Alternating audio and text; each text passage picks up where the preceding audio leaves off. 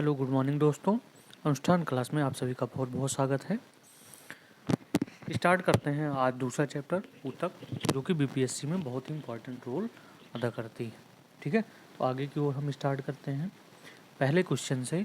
निम्नलिखित में से कौन से ऊतक में मृत कोशिका पाई जाती है? ठीक है, आपके सामने 4 आंसर दिए गए हैं। तो आप जानते हैं मृत कोशिका जो होती है वो किस में पाई जाएगी? दृढ़ोतक में पाई जाएगी। ठीक है, क्योंकि दृढ़ोतक बाहरी भाग की क्या करती है? रक्षा करती है। ठीक है, और वो कैसी होती है? दृढ़ होती है। तो आपका ऑप्शन नंबर कौन सा सही होगा? ऑप्शन नंबर बी, दृढ़ोतक सही जवाब होगा। ठीक है, आगे की ओर चलें। क्वेश्चन नंबर दूसरा, गलत वाक्य को चुनिए। अलग अलग 4 ऑप्शन दिए गए हैं। पहले में दिया गया है मृदुतक ऊतकों में अंतरकोशिक स्थान होते हैं। बिल्कुल सही है, मृदुतक जो होते हैं उनमें अंतरकोशिक स्थान होते हैं। दूसरा, स्थूलकोण ऊतकों की कोशिकाओं के कोने अनियमित रूप से मोटे हो जाते हैं। ठीक है, तीसरा है शीर्षक एवं अंतर्विष्ट विभज्योतिक अस्थायी ऊतक होते हैं। अस्थायी ऊतक जाइलम और फ्लोएम होते हैं। ठीक है, तो शीर्षक एवं अंतर्विष्ट विभज्योतिक अस्थायी ऊतक जो होते हैं वो क्या है? गलत वाक्य है। तो आपका ऑप्शन नंबर सी सही जवाब है। आगे की ओर देखें कि तने की परिधि निम्नलिखित के कारण बढ़ती है। ठीक है, आपके अलग अलग 4 ऑप्शन दिए गए हैं। तो अगर इसमें शीर्षक देखें, शीर्षक क्या करती है? शीर्ष भागों को बढ़ाती है, मतलब तने के ऊपरी भाग को और जड़ के नीचे भाग को। पार्श्व विभज्योतक जो है वो क्या करेगी? पार्श्व मतलब तने के आसपास क्या करेगी? वृद्धि करती है। तो इसका मतलब है जो तने की परिधि बढ़ाएगी वो क्या होगा? पार्श्व विभज्योतक ऊतक होगा। ठीक है, ऑप्शन नंबर कौन सा सही है? Option number B. ठीक है, गलती से यहाँ पे ऑप्शन ए लिखा है, उसको बी समझिएगा। ऑप्शन बी सही जवाब है। आगे की ओर चलें। क्वेश्चन नंबर 4, कौन सी कोशिका में छिद्रिल कोशिका भित्ति नहीं होती? छिद्रिल। ठीक है, ऑप्शन ए है वाहिनाएं, वाहिनिकाएं, दूसरा है सहचर कोशिकाएं, तीसरा है चालनी को नलिकाएं और वाहिकाएं। ठीक है, वाहिनिकाएं जो हैं वो जाइलम के भाग हैं और वाहिकाएं भी कैसी हैं? जाइलम के भाग हैं। ठीक है, और सहचर कोशिकाएं चालनी नलिकाओं के साथ लगी होती हैं और ये किस में पाया जाता है? फ्लोएम में पाया जाता है। ठीक है, तो जो छिद्रिल भाग होगा वो होगा सहचर कोशिकाओं में क्या होगा? छिद्रिल भाग नहीं होता है। बाकी वाहिनियाएं, वाहिकाएं और चालनी नलिकाओं में छिद्रिल कोशिका भित्ति पाई जाती है। ठीक है, आपका कौन सा ऑप्शन सही होगा? ऑप्शन नंबर बी सही जवाब होगा। आगे की ओर चलें। क्वेश्चन नंबर 5, आंत पचे हुए भोजन को अवशोषित करती है उपकला कोशिकाओं का कौन सा प्रकार इसके लिए उत्तरदायी है? आपके सामने 4 आंसर दिए गए हैं। इसमें जो सही जवाब होगा ऑप्शन बी होगा। स्तंभाकार उपकला ऊतक जो है आंत पचे हुए भोजन को क्या करती है? अवशोषित करती है और उसमें उसका उत्तरदायी होने के कारण स्तंभाकार उपकला है, ऊतक है। ठीक है, आगे की ओर चलें। क्वेश्चन नंबर 6, किसी व्यक्ति की दुर्घटना में हाथ की दोनों बड़ी हड्डियां अपने स्थान से हट गई। निम्नलिखित में से कौन सा संभावित कारण हो सकता है? ठीक है, आपके सामने 4 ऑप्शन दिए गए हैं। ठीक है, तो कंकाल का टूटना, कंकाल पेशी का टूटना, स्नायु का टूटना या एरियोलर ऊतक का टूटना। तो 6वें का जो सही जवाब है वो सी है, स्नायु का टूटना, जिसके कारण से क्या होती है कि हाथ की दोनों हड्डियां अपने स्थान से हट जाती हैं। ठीक है, आगे को चलें। क्वेश्चन नंबर 7, काम करते समय, दौड़ते समय आप अपने हाथ पैर आदि अंगों को हिलाते हैं। निम्नलिखित में से कौन सा कथन सही है? आपके सामने 4 ऑप्शन दिए गए हैं। ठीक है, तो इसमें जो सही जवाब है वो होगी कि जब हाथ पैर जो है कंकाल से बने हुए होते हैं, कंकाल पेशियों से बने होते हैं और कंकाल पेशियां संकुचित होकर अस्थियों को चलायमान करने के लिए कंधराओं को क्या करती हैं? खींचती हैं। तो आपका कौन सा ऑप्शन सही हो? आपका ऑप्शन नंबर डी सही जवाब है। आगे की ओर चलें। क्वेश्चन नंबर 8, कौन सा पेशी युग्म अनैच्छिक पेशियों के रूप में कार्य करता है? पहला स्तरित पेशियाँ, दूसरा चिकनी पेशियाँ, तीसरा हृदय पेशियाँ, चौथा कंकाल पेशियाँ। तो 8 का जो सही जवाब है वो क्या होगा कि जो चिकनी पेशियाँ होती हैं वो अनैच्छिक पेशियों के रूप में कार्य करती हैं और हृदय पेशियाँ। तो आपका कौन सा ऑप्शन सही होगा? आपका ऑप्शन सही होगा बी, दूसरा और तीसरा। आगे की ओर चलें। क्वेश्चन 9, पादपों में विभज्योतक ऊतक है। ठीक है, स्थानीयकृत एवं अस्थायी, कुछ भागों तक वे सीमित नहीं होते। स्थानीयकृत एवं विभाजनकारी कोशिकाओं के बने होते हैं या परिणाम में बढ़ते रहते हैं। तो आपका जो सही जवाब है ऑप्शन नंबर सी, स्थानीयकृत एवं विभाजनकारी कोशिकाओं के बने होते हैं, विभजोतक, इसीलिए उनको कहा जाता है विभजोतक। आगे को चलें क्वेश्चन नंबर 10।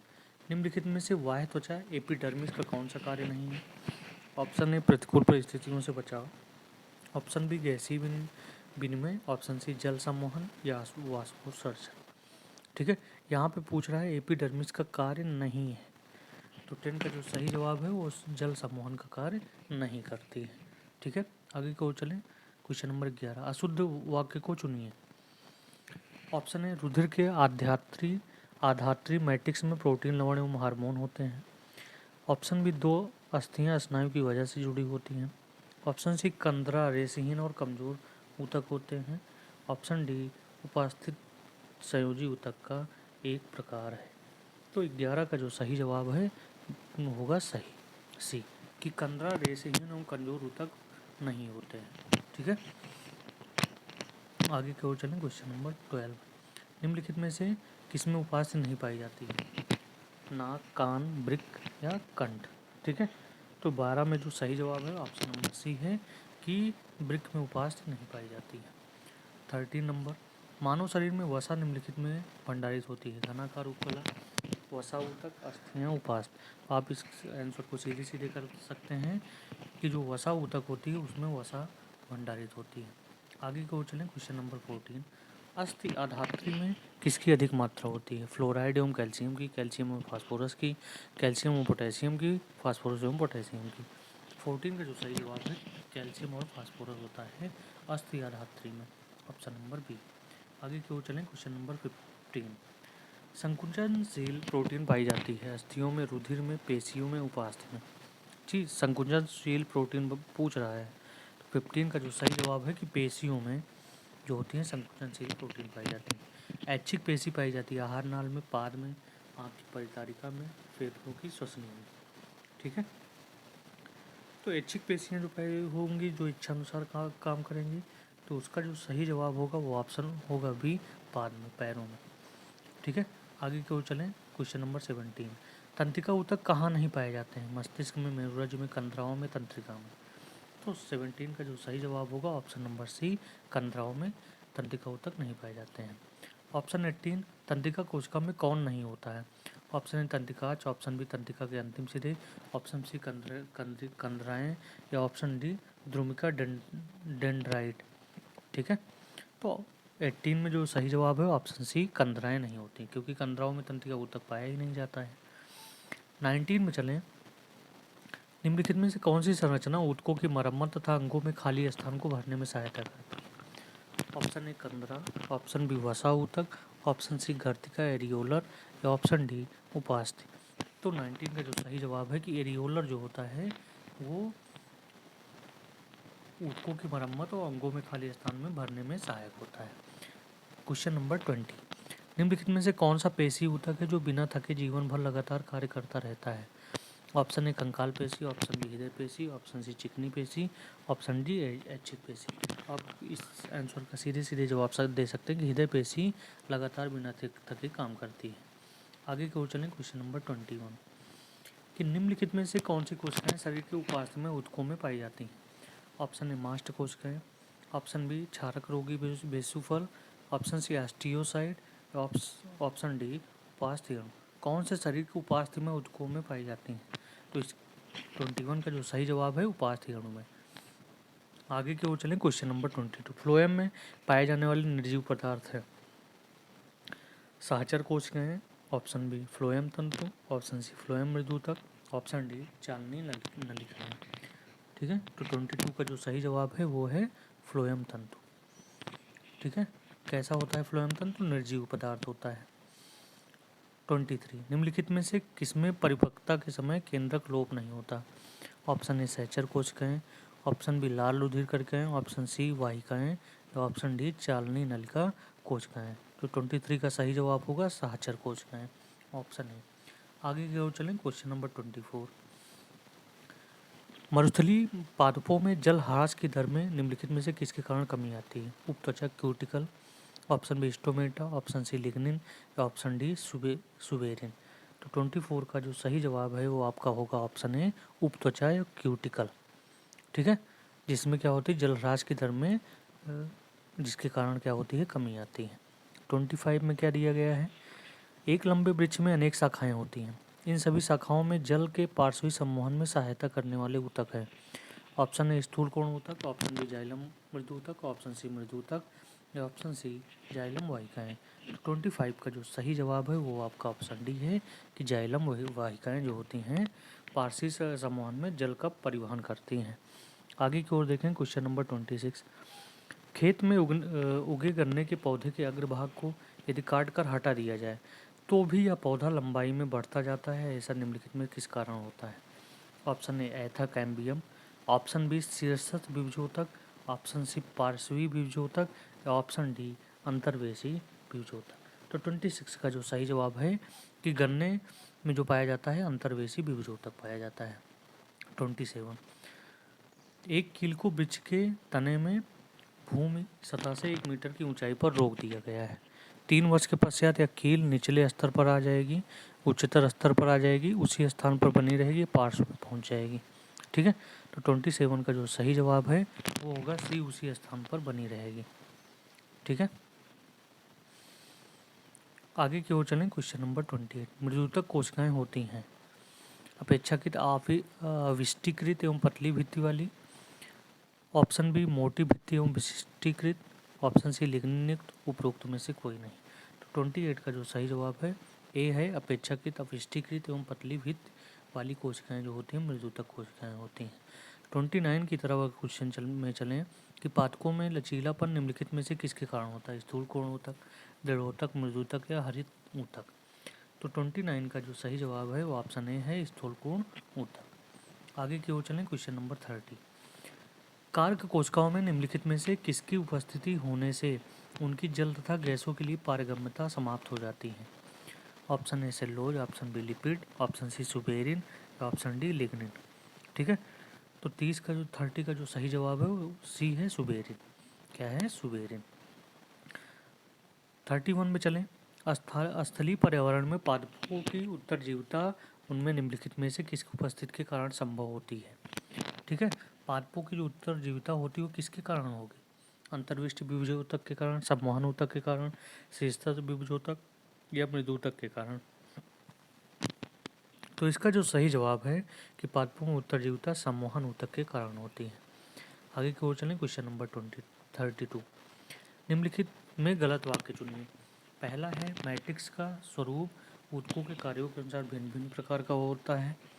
ऑप्शन बी वसा का संग्रह त्वचा के नीचे एवं आंतरिक अंगों के मध्य में होता है। ऑप्शन सी उपकला ऊतकों के मध्य अंतरकोशिकीय स्थान होते हैं। ऑप्शन डी रेखित कोशिकाएं बहुकेंद्रीय एवं अशाखित होती हैं। तो 32 का जो सही जवाब है कि मृदुतक में अंतरकोशिकाएं स्थान होती हैं, जबकि उपकला ऊतक में अंतरकोशिकीय स्थान नहीं होते हैं। आगे चलें 33 नंबर पे। जिम्नोस्पर्म अनावृत बीजी पौधों में जल सम्मोहन ऊतक समानता निम्नलिखित में से किस में पाए जाते हैं। ऑप्शन ए वाहिकाएं, ऑप्शन बी चालनी नलिकाएं, ऑप्शन सी वाहनिकाएं या ऑप्शन डी जाइलम तंतु। 33 का जो सही जवाब है वो है वाहनिकाएं। ठीक है, इस तरह से आपका सेकंड चैप्टर ऊतक नामक चैप्टर क्या हो गया, फिनिश हो गया। ठीक है, अगले चैप्टर की ओर चलते हैं। अगले चैप्टर की ओर चलें। चैप्टर नंबर 7 एनसीईआरटी के अंतर्गत, इसमें हम देखेंगे जीवों में विविधता। जीवों में क्या देखेंगे, जीवों में विविधता। तो क्वेश्चन स्टार्ट करते हैं। निम्नलिखित में से गलत वाक्य चुनिए। एक कोश के यूकैरियोटिक जीवों को प्रोटिस्टा जगत के अंतर्गत रखा गया है। ऑप्शन बी व्हिटकर द्वारा कोशिका संरचना, पोषण के स्रोत एवं प्रक्रिया के ध्यान में रखते हुए जीवों को 5 जगत में वर्गीकृत किया गया है। ऑप्शन सी है मोनेरा जगत एवं प्रोटिस्टा जगत दोनों स्वपोषी तथा विषमपोषी हो सकते हैं। ऑप्शन डी मोनेरा जगत के जीवों में सुस्पष्ट केंद्रक होता है। ठीक है, तो इसका जो सही जवाब होगा वो सही जवाब क्या होगा कि एक कोश की यूकैरियोटिक जीवों को प्रोटिस्टा जगत के अंतर्गत रखा गया है। यूकैरियोटिक जीवों में एक बहुकोशिकीय जीव आते हैं। ठीक है, तो आपका ऑप्शन नंबर ए सही जवाब है। आगे की ओर चलें। Question number 2। कि निम्न में जल समूहन के लिए विशिष्ट ऊतक पाए जाते हैं? Option A thallophyta, option B bryophyta, option C pteridophyta या ऑप्शन डी जिम्नोस्पर। ठीक है, तो इसका जो सही जवाब है वो ऑप्शन नंबर सी है। टेरिडोफाइटा में जो है जल समूहन के लिए विशिष्ट ऊतक पाए जाते हैं। आगे की ओर चलें, क्वेश्चन नंबर 3। निम्नलिखित में से कौन बीज उत्पन्न करता है? Thallophyta, bryophyta, pteridophyta, जिम्नोस्पर। ठीक है, तो बीज बीज किस में उत्पन्न होगा? बीज उत्पन्न होगा जिम्नोस्पर्म वाले पार्ट में। ठीक है, आगे की ओर चलें, क्वेश्चन नंबर 4। कौन सी यथार्थ मछली है? जेलीफिश, स्टारफिश, डॉगफिश या सिल्वरफिश। ऑप्शन 4 में जो सही जवाब है ऑप्शन सी डॉगफिश। डॉगफिश को यथार्थ मछली कहा जाता है। निम्नलिखित में से कौन से प्राणी समुद्रों में पाए जाते हैं? पोरीफेरा, इकाइनोडर्मेटा, मोलस्का या पिसीज। ठीक है, मत्स्य वर्ग। तो पांचवा का जो सही जवाब है वो ऑप्शन नंबर बी है, इकाइनोडर्मेटा, जो है वो प्राणी समुद्रों में पाए जाते हैं। आगे की ओर चलें, क्वेश्चन नंबर 6। निम्नलिखित में से खुला परिसंचरण तंत्र पाया जाता है? Option A arthropoda, option B mollusca, option 3 annelida, option 4 coelenterata. ठीक है, तो इसका जो सही जवाब है कि जो खुला परिसंचरण तंत्र होगा वो आर्थ्रोपोडा और किस में पाया जाएगा? मोलस्का में पाया जाएगा, इसलिए आपका ऑप्शन नंबर ए सही जवाब होगा। आगे की ओर चलें, क्वेश्चन नंबर 7। वह कौन सा समूह है जिसमें प्राणियों की प्रगुआ रुधिर से भरी होती है? Option A arthropoda, option B annelida, option C nematoda, option D echinodermata. कौन से ऐसे प्राणी हैं जिसमें प्रगुआ रुधिर से भरी होती है? तो 7 का जो सही जवाब है आर्थ्रोपोडा जो है प्रगुआ रुधिर से भरे होते हैं। आगे की ओर चलें, क्वेश्चन नंबर 8। स्लीपद अर्थात फील पाँव रोग निम्नलिखित में किसके द्वारा होता है? बुखेरिया, पिनक्रीम या प्लेनेरियन प्राणी या यकृत प्रणाप कृमि। ठीक है, तो 8 का जो सही जवाब है वो होगा बुखेरिया। उससे क्या हो जाता है? फील पाँव हो जाता है। आगे की ओर चलें, क्वेश्चन नंबर 9। कशेरुकी का निम्नलिखित में से सबसे महत्वपूर्ण अथवा समान लक्षण है? कशेरुकी पृष्ठरज्जु का पाया जाना, तिकोर की अवस्था का पाया जाना, ऑप्शन सी क्लोम कोष्ठ का पाया जाना या ऑप्शन डी देहगुहा का पाया जाना। तो 9 का जो सही जवाब है वो ऑप्शन ए है, पृष्ठरज्जु का पाया जाना। कशेरुकी का मतलब होता है पृष्ठ। ठीक है, आगे की ओर चलें। निम्नलिखित में से किसमें सल्क होते हैं? एम्फीबिया में, पिसीज में, सरीसृप में या स्तनधारी में। ठीक है, तो 10 का जो सही जवाब होगा वो कौन सा सही जवाब होगा? ऑप्शन नंबर सी, दूसरा पिसीज और किस में होगा? सरीसृप में, जिसमें क्या हो जाए पाए जाएंगे? सल्क पाए जाएंगे। ठीक है, आगे की ओर चलें, क्वेश्चन नंबर 11। गलत वाक्य को चुनिए। एबीज वर्ग के सभी समतापी अंडे देने वाले हृदय में 4 कक्ष वाले होते हैं। एबीज वंश के पक्षियों का शरीर परों से ढका होता है, इनमें अग्रपाद रूपांतरित होकर पंख बन जाते हैं और फेफड़े के द्वारा श्वास लेते हैं। ऑप्शन सी है, मछलियाँ, जल स्थलीय जीव तथा रेंगने वाले जीव सभी अंडे देने वाले होते हैं। ऑप्शन डी, स्तनधारी वर्ग के प्राणी सदैव जरायुज होते हैं, अर्थात बच्चे को जन्म देते हैं। चुनना आपको गलत वाक्य है, तो स्तनधारी वर्ग के प्राणी सदैव क्या होते हैं? जरायुज होते हैं। जरायुज गलत है, बच्चे को देते हैं। ठीक है, तो ये आपका क्या होगा? गलत वाक्य होगा। आगे की ओर चलें, क्वेश्चन नंबर 12। टेरिडोफाइटा में कौन सा अंगक नहीं होता है? मूल, तना, पुष्प, पत्तियां। ठीक है, क्या नहीं होता है? तो 12 का जो सही जवाब है ऑप्शन नंबर सी, पुष्प नहीं होते टेरिडोफाइटा में। आगे की ओर चलें, क्वेश्चन नंबर 13। पोरीफेरा संघ के सदस्य को पहचानिए। स्पांजिला, यूग्लिना, पेंसिलियन या हाइड्रिला। ठीक है, तो 13 का जो सही जवाब है स्पांजिला। पोरी का मतलब है उसमें छिद्र, छोटे छोटे खोल छिद्र पाए जाते हैं। ठीक है, पोर्स होते हैं। Question number 14। कौन सा एक जलीय प्राणी नहीं है? Hydra, jellyfish, coral, filaria. ठीक है, तो 14 का जो सही जवाब है फाइलेरिया जो है वह जलीय जीव नहीं है। एम्फीबिया में नहीं होता। 3 प्रकोष्ठ वाले हृदय, क्लोम या फेफड़ा, सल्क या श्लेष्मा ग्रंथि। ठीक है, तो एम्फीबियन में सल्क नहीं पाया जाता है, तो ऑप्शन नंबर सी सही जवाब है। आगे की ओर चलें, क्वेश्चन नंबर 16। बिना केंद्रक एवं कोशिकांगों वाले जीव कौन से वर्ग में आते हैं? ऑप्शन ए कवक, option 2 protista, option 3 cyanobacteria, option 4 archaebacteria. कौन से ऐसे जीव हैं जिसमें केंद्रक और कोशिकांग वाले जीव हैं? तो इसका जो सही जवाब है वो क्या है? बी है, यानी साइनोबैक्टीरिया और आर्कीबैक्टीरिया। ठीक है, आगे की ओर चलें। क्वेश्चन नंबर, तो इसका ऑप्शन सही होगा option number B. Question number 17 को ध्यान दें कि निम्नलिखित में से कौन सा सजीव के वर्गीकरण के लक्षण के मापदंड नहीं है। ऑप्शन ए जीव की देह रचना, ऑप्शन बी अकेले अपना भोजन बनाने की सामर्थ्य, ऑप्शन सी झिल्ली युक्त केंद्रक एवं कोशिकांगक, ऑप्शन डी पादप की कोशिकाएं। तो 17 का जो सही जवाब है ऑप्शन डी है, पादप की ऊंचाई। ठीक है, ऑप्शन क्वेश्चन नंबर 18, प्रोटोकार्डेटा का जो विशिष्ट लक्षण नहीं है। ऑप्शन ए पृष्ठ रज्जु का होना, ऑप्शन बी द्विपार्श्व सममित या प्रगुहा, ऑप्शन सी संधिपाद, ऑप्शन डी परिसंचरणीय तंत्र का होना।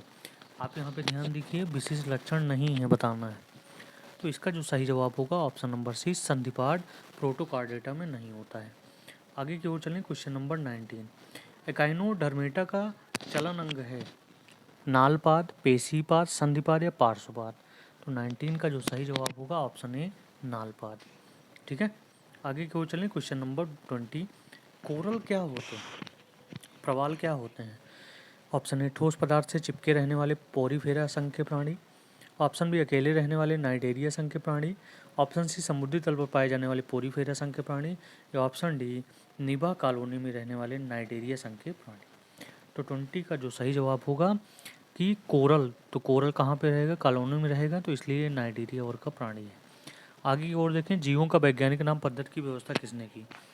Option A Robert Whittaker, option B Carolus Linnaeus, option C Robert Hooke, option D Ernest Haeckel. 21 का जो सही जवाब है वो क्या होगा, Carolus Linnaeus. Option B. 22 question पे चलें। दो प्रकोष्ठों वाला हृदय किस में पाया जाता है, मगरमच्छ में, मछली में, पक्षी में या उभयचर प्राणी में। ठीक है, तो 22 का जो सही जवाब होगा कि मछली में कितने प्रकोष्ठ पाए जाते हैं, 2 प्रकोष्ठ पाए जाते हैं। आगे की ओर चलें। क्वेश्चन नंबर 23, संपूर्ण रूप से उपास्थि का बना कंकाल किस में होता है। ऑप्शन ए शार्क में, ऑप्शन बी ट्यूना में, ऑप्शन सी रोहू में, या इनमें से कोई नहीं। तो 23 का जो सही जवाब है कि संपूर्ण रूप से उपास्थि का बना कंकाल किस में पाया जाएगा, शार्क में पाया जाएगा।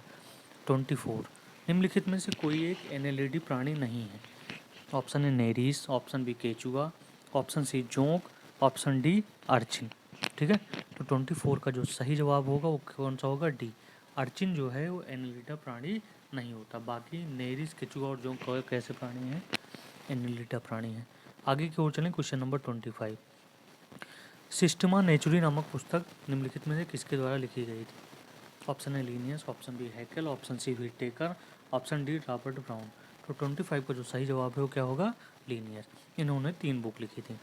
ठीक है, आगे की ओर चलें। क्वेश्चन नंबर 26, कार्ल वान लिने का योगदान विज्ञान की किस शाखा से है। ऑप्शन ए अकारकी से, ऑप्शन बी वर्गीकरण से, ऑप्शन सी कार्मिकी से, या ऑप्शन डी आयुर्विज्ञान से। तो 26 का जो सही जवाब है कि इनका संबंध किससे है, वर्गीकरण। कार्ल वान लिने का संबंध वर्गीकरण से है। 27 की ओर चलें। वास्तविक अंग किस वर्ग में नहीं आते, मोलस्का में, सिलेंट्रेटा में, आर्थ्रोपोडा में, या एकाइनोडर्मेटा में। तो 27 का जो सही जवाब है ऑप्शन नंबर बी, सिलेंट्रेटा में वास्तविक अंग नहीं पाए जाते। आगे चलें। क्वेश्चन नंबर 28, कठोर कैल्शियम कार्बोनेट से बनी संरचना का कंकाल के रूप में निम्नलिखित में से किसके द्वारा इस्तेमाल किया जाता है। Option A Echinodermata, option B Protochordata, option C Arthropoda, या ऑप्शन डी नेमेटेटा। तो 28 का जो सही जवाब है वो ऑप्शन नंबर ए है, काइनोडर्मेटा, जिसमें क्या होगा, जिसके सल्क जो है बाहरी संरचना कठोर कैल्शियम कार्बोनेट की बनी होती है। आगे की ओर चलें। क्वेश्चन नंबर 29, निम्नलिखित में से किसकी खंडी व्यवस्था में विभेदन होता है। ऑप्शन ए जो, option B starfish, option C घोंघा में, ऑप्शन डी एस्कैरिस में। ठीक है, तो 29 का जो सही जवाब होगा जोंक। जोंक खंडी व्यवस्था के रूप में क्या होते हैं, बटे होते हैं, अलग अलग खंडे में बटे होंगे। क्वेश्चन नंबर 30, वर्ग की पदानुक्रम में कुल फैमिली कौन से 2 के मध्य में आती है। ऑप्शन ए वर्ग एवं गण के मध्य, ऑप्शन बी गण एवं वंश के मध्य, ऑप्शन सी वंश एवं जाति के मध्य, ऑप्शन डी डिवीजन और वर्ग के मध्य। तो इसका जो सही जवाब है ऑप्शन नंबर बी, गण एवं वंश के मध्य। क्वेश्चन नंबर 31, 5 जगत वर्गीकरण की पद्धति निम्नलिखित में किसके द्वारा प्रस्तुत की गई है। Option A Morgan, option B R Whittaker, option C Linnaeus, option D Haeckel. तो 31 का जो सही जवाब है option B R Whittaker. Question number 32 की तरफ चलें। क्वेश्चन दिया गया है सुपरिभाषित केंद्रक किसमें नहीं पाया जाता, नहीं दिया गया है। ऑप्शन ए नीलहरी शैवाल, ऑप्शन बी डायटम में, ऑप्शन सी शैवाल में, ऑप्शन डी ईस्ट में। तो 32 का जो सही जवाब है ऑप्शन नंबर ए नीलहरी शैवाल में सुपरिभाषित केंद्रक नहीं पाया जाता।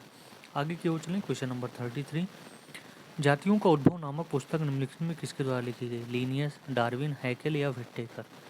ठीक है, इसका जो सही जवाब है डार्विन। जातियों का उद्भव नामक पुस्तक किसने लिखी है, डार्विन। 34 नंबर, मीना और हरी दो बच्चे थे, अपने बगीचे में एक जीव देखा। हरी ने उसे कीट बताया जबकि मीना ने कहा यह केचुआ है। निम्नलिखित में से उससे लक्षण को चुनिए जो उसके कीट होने की पुष्टि करता है। ऑप्शन ए द्विपार्श्व सममित वाले देह, ऑप्शन बी संधित पाद वाला शरीर, ऑप्शन सी बेलनाकार शरीर या ऑप्शन डी खंडयुक्त शरीर। तो इसका जो सही जवाब है कि अगर कीट होगा तो उसमें संधित पाद वाला शरीर पाया जाए। इस प्रकार से आप देखेंगे कि हमने क्लास 9 के NCERT एग्जाम्पलर के जीव विज्ञान के सारे पोर्शन को यहीं पर फिनिश कर दिया गया और ये सारे क्वेश्चन बहुत ही इम्पोर्टेंट रोल करने वाले हैं आपके BPSC एग्जाम में। ठीक है, तब तक के लिए नमस्कार, जय हिंद, सुप्रभात।